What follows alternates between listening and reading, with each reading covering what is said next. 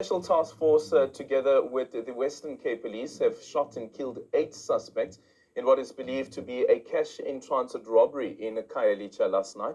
The police seized 7 AK-47 rifles and 13 firearms. Let's get an update now on this with the Western Cape Police Commissioner, Tembisile Pategile, who's joining us now via Zoom. Police Commissioner, good morning, and thank you so much for making time for us. What happened in this incident, and who are these men? Good morning to you, Aldrin. Good morning to the viewers out there. Let me first commend the good work that the members of the South African Police and the other law enforcement have done yesterday in an intelligence-driven operations. What happened? We had an intelligence-driven operation that this group of 13 men that we now know were planning to have a cash in transit robbery in Khayelitsha. So we then tasked our members to go around and look for them, and we had our specialized forces such as Special Task Force, the DPCI and crime intelligence, as well as the other security companies that were also part of these operations. Then we foiled them, cornered them in the house in Khayelitsha in the request, as they were in an attempt to arrest them, and then they started shooting at us. And then we had to ensure that we use appropriate force to subdue them, where we then 8 of them died on the scene, and 5 were arrested. Interestingly, we found 7 AK-47 rifles, 2 R5 rifles, 1 R4 rifles, and another one, plus 3 handguns, 9mm pistols. And that means that they meant a business. They were in a business of really whoever comes across them with them to be dealt with. Yeah. Do you know whether these men were wanted for other crimes at all? At this stage, it's too early to because there's still investigation that's going on. But what we know now that of the 5 that we arrested, 1 was from Gauteng and the 4 were from the city of Cape Town. But the rest of those that perished on the scene, we are not aware now until we will find more as the investigation continues. Yeah. On the scene, you speak about the rifles as well as the armaments that were found. There was 7 AK-47s that were found, 2 R5 rifles, 1 R4 rifle, which means that these men were heavily armed. I wonder where they could have found all of these firearms to be able to perpetrate the crime.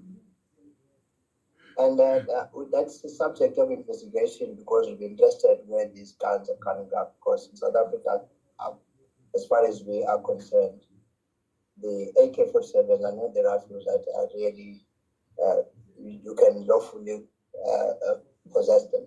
If they are, there will be few that are licensed. And then there were also explosives that were found in that.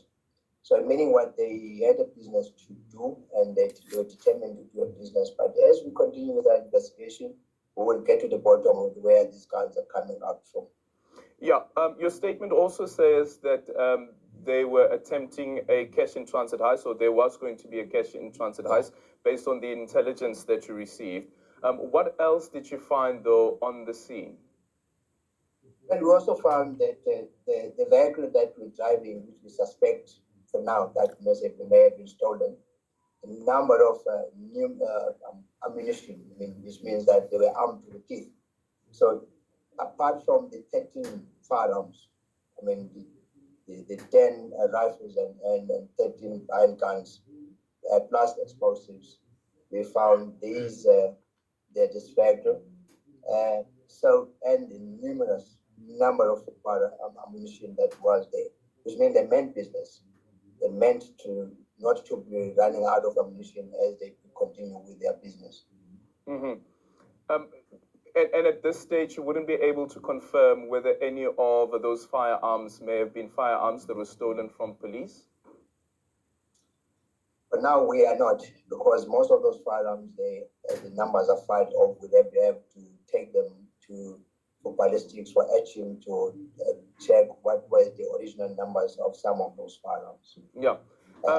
Until then, we will not be able to know where these firearms from.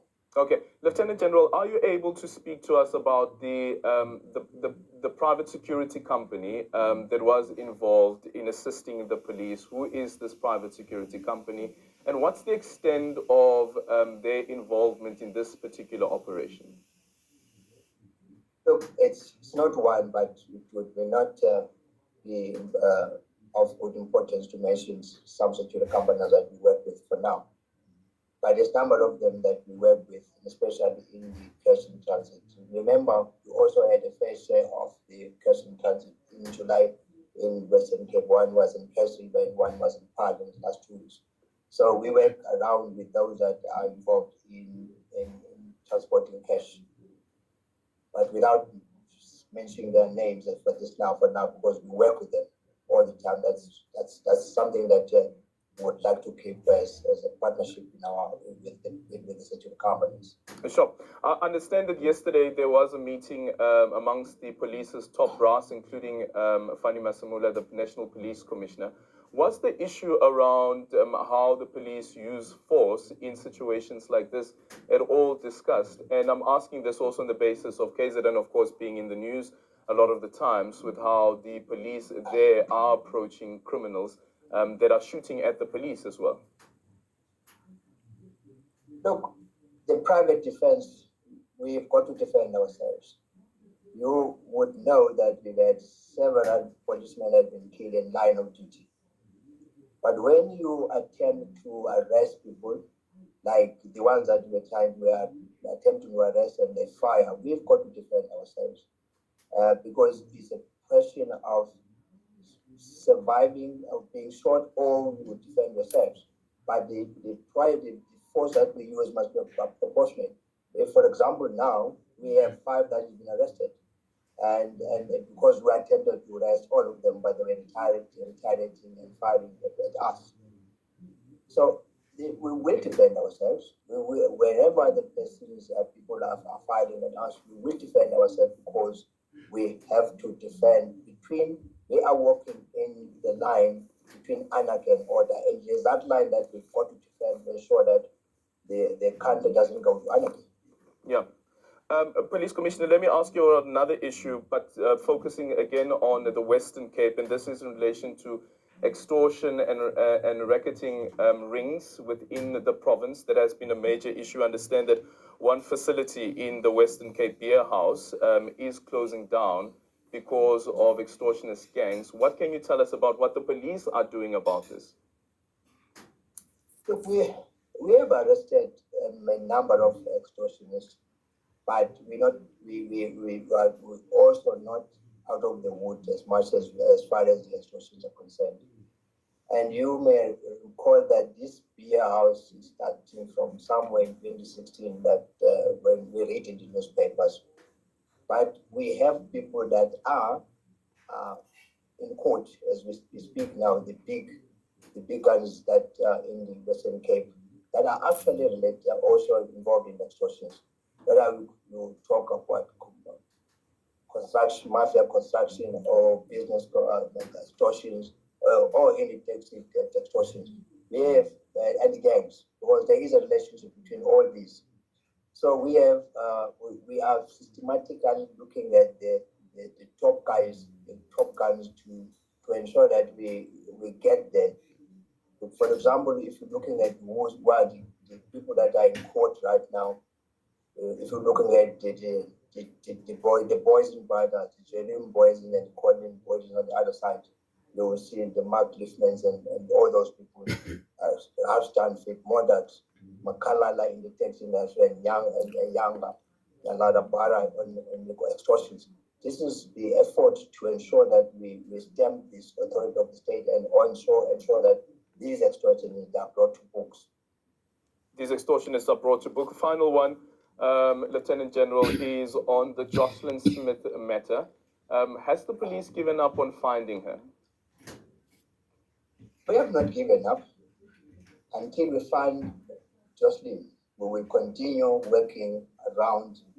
Remember, we extended our net worldwide. As you know, that we've stopped vessels in somewhere in UK, but we could not find anything.